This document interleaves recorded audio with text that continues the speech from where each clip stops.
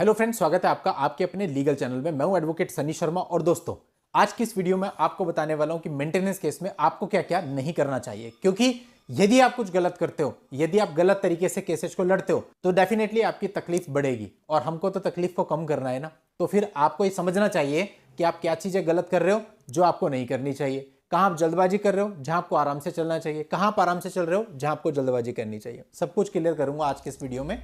आखिरी तक वीडियो में बने रहिएगा और यदि अभी तक भी आपने चैनल को सब्सक्राइब नहीं किया है तो फटाफट चैनल को सब्सक्राइब करके नोटिफिकेशन बेल पर क्लिक कर दें, क्योंकि इससे हमें मोटिवेशन मिलता है कि हम रोज आपके लिए इस प्रकार की नई नई वीडियोज लाते रहें। दोस्तों, मेंटेनेंस केस को लेकर के बहुत सारे लोगों के मन में बहुत सारी गलतफहमी है। इस पूरी गलतफहमी पर मेरी क्या ओपिनियन है वो मैं आप सबके सामने रखने वाला हूं। आप लोगों के प्यार से यहां पर संख्या बहुत ज्यादा है। अभी देखो, आप 1.5 लाख से भी ऊपर लोग चैनल से जुड़े हुए और इसके अलावा भी व्यूअरशिप अलग से है। तो कई बार होता है कि बहुत सारे लोग क्वेश्चंस पूछते हैं, हम आंसर दे ही नहीं पाते, वो हमारी मजबूरी है। इसलिए माध्यम यह है कि वीडियो से अपनी चीज आप तक पहुंचा दी जाए।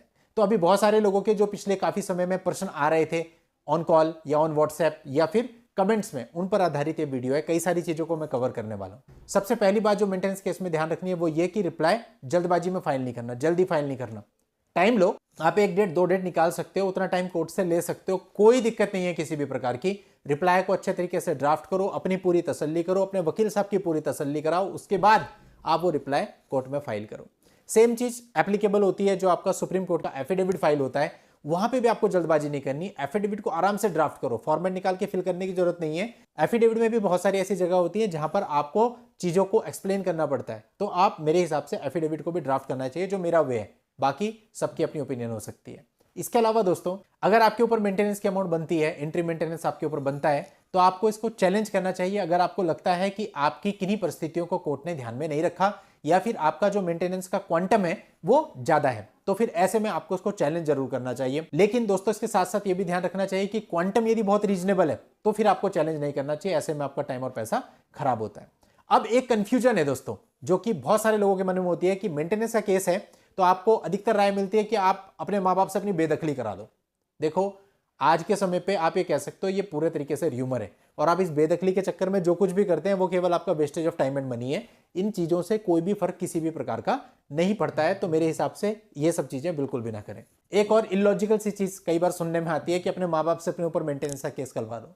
भैया, कोर्ट है वो, अब क्या समझ रहे हो? कोर्ट को बहुत अच्छे से पता है आपने क्यों किया, अदरवाइज कोई भी माँ बाप अपने बच्चों पर जनरली इस तरह का केस नहीं करता है, और वो भी जहां मैट्रिमोनियल डिस्प्यूट चल रहे हैं।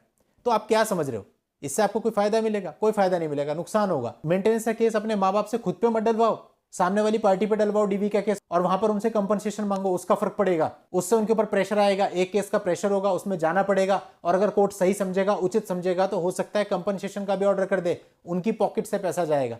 आप मतलब अननेसेसरी चीजों में एंगेज होकर के अपना कितना टाइम खराब कर लेते हैं, आपको शायद अंदाजा भी नहीं है कितना पैसा खराब कर लेते हैं। और ये चीज आपके लिए नेगेटिव ही होगी।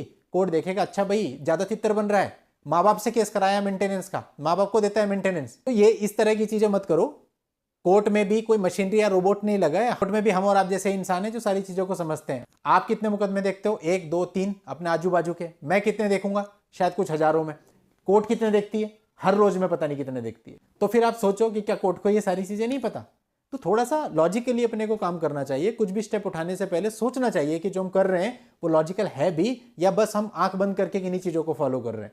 तो अगर आप नहीं करना चाहते तो कुछ मत करो, लेकिन कम से कम गलत स्टेप्स मत लो। चलिए दोस्तों, आज की इस वीडियो में इतना ही। नेक्स्ट वीडियो में नई जानकारी के साथ मैं आपसे फिर मिलता हूं। तब तक के लिए goodbye and thank you for watching. Take care.